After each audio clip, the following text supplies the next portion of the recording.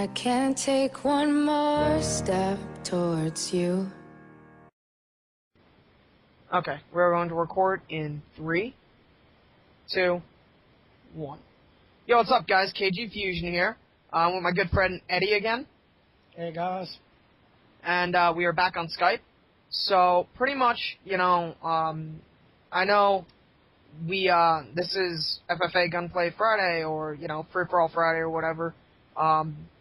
I just needed to upload a video, because I did not upload on, last Friday, because, things do come up, and it's completely, it's nature. It's, natural.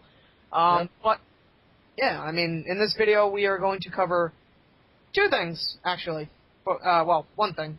Assassin's Creed 3 for Xbox, PlayStation, and PS Vita. But before we start, I do want to say, if you heard the song in the beginning, that is a special song that we are going to be using for our montage. That is in the process of being worked on. I am taking my time on that. But, yeah. So, let's jump into this. I'm pretty much just gonna give my little end on, Assassin's Creed. Me and Eddie are gonna bounce conversation back and forth. So, Eddie, with, the new Assassin's Creed, I know that the company is throwing in new weapons with this. Like the crossbow and the tomahawk. Now, you were telling me about, that the tomahawk's unlockable in the PS Vita version. Do you think it's gonna be unlockable in the Xbox version or anything like that? Well, I don't know if they confirmed it, but I think that, which is unfair, but I think it's just a PlayStation perk, seeing that the Vita's coming out with that, with the Liberation version. So it might be just a PlayStation perk, but hopefully it will be on the Xbox. Yeah.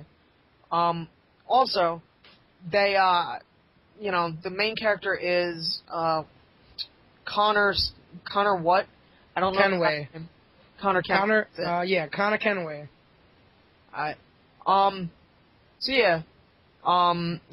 This is a really big, the guy, I was watching a video, he was talking about it.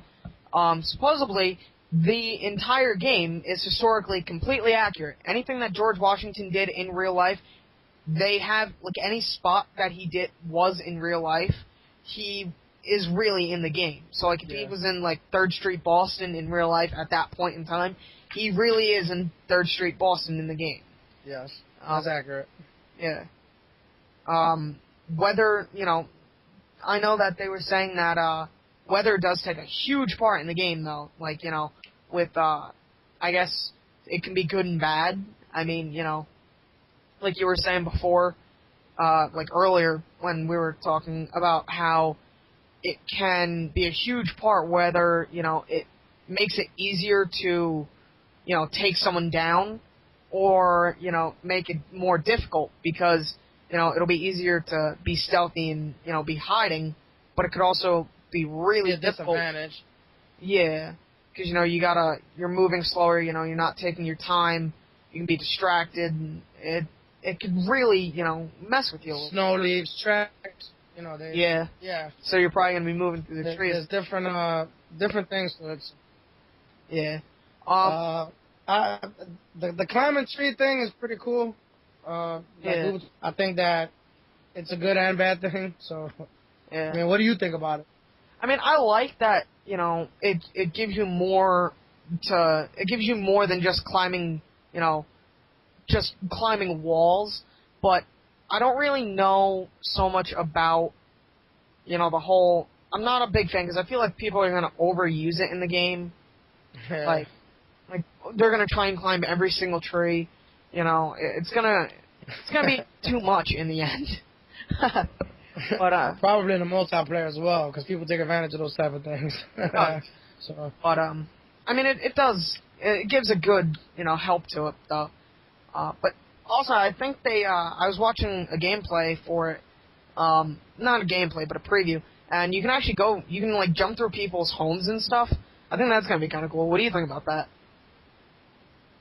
I think it'll bring a good aspect to the game. You know, just randomly going into someone's house while they're cooking a dinner, and you know, just it's pretty cool. Though, you know, just you're making a lasagna. Isn't that nice?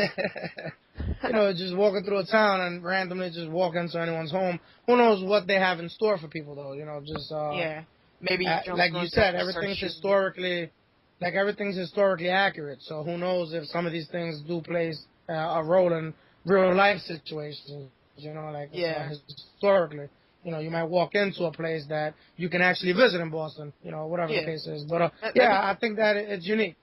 I think it's unique overall. You know, that they're giving you that much, because this game is supposed to be 2 to 3 times bigger than any Assassin's Creed game. So yeah.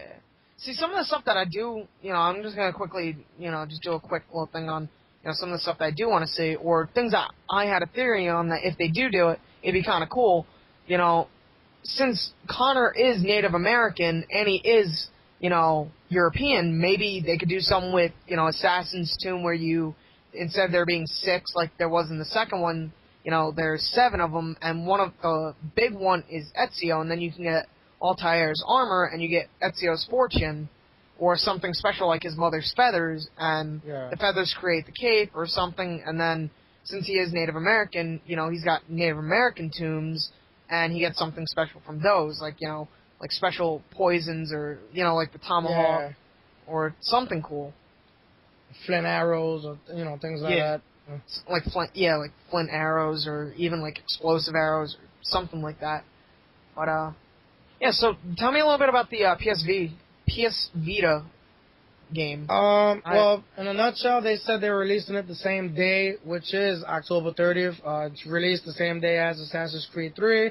The Vita version will be bundled. Doesn't mean you have to buy it like that, but it's pretty cool. It will be bundled in a crystal white Vita with a 4 gig card. So look for that. That's pretty cool. Wait, for just the price of the regular game, or? Excuse me? Just for the price of the regular game, or? Well, I mean, you would have, if it's bundled, it's going to be priced for, you know, the Vita price, which would be maybe like $350. Regular game would be between $40, $60. What I find unique about the Vita version is, again, it's going to be a female protagonist. So we really don't know who's going to be playing her in the Animus, you know, which is pretty cool. But, I mean, we were having this conversation before. We had a little bit of a theory of that maybe it's, what's her name? Lucy? Yeah, Lucy. Maybe it's Lucy that, you know, is the female protagonist. She happened to be maybe related to Connor or something. Or maybe she's related to, you know, just, you know, something different. It is confirmed, though. It is confirmed, though, she is a French assassin, though.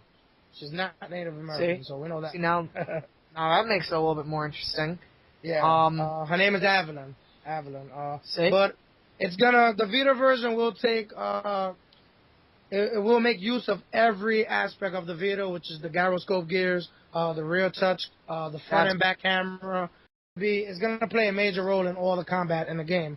And another cool thing about the Vita version is whatever you do in the Vita version will have outcomes on the PS3 version, which is kind of weird and kind of unique, because if you don't have a Vita, then you won't know how that would affect you.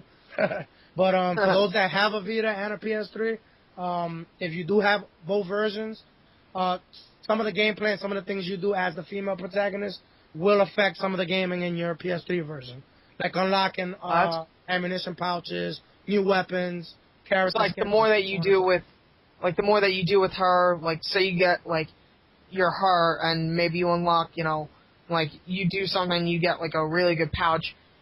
Connor will be able to get the pouch. Possibly, yeah. Things that'd be of that cool. nature. So, which is, it is, because they're actually like mingling back and forth with both consoles, and the Vita really doesn't have anything that extraordinary out, but this is going to be one of those gems for the Vita. So look out for that. Yeah. But, you know, I mean, it goes to show that, you know, gaming's come a long way.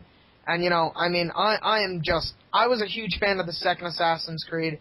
I didn't really play the first one too much. Like, I played most of it, and then the third one, you know, I started to play, and then I felt it was the same as the second one. But then, but then I, you know, I thought the revelation was phenomenal. But, so yeah, I mean, this is, you know, we got a small amount of time left for this commentary, but I do want to send, you know, big thanks out to you guys, and a big thanks to everyone, and look forward to a live talk with Eddie and myself. See you guys. Thanks again.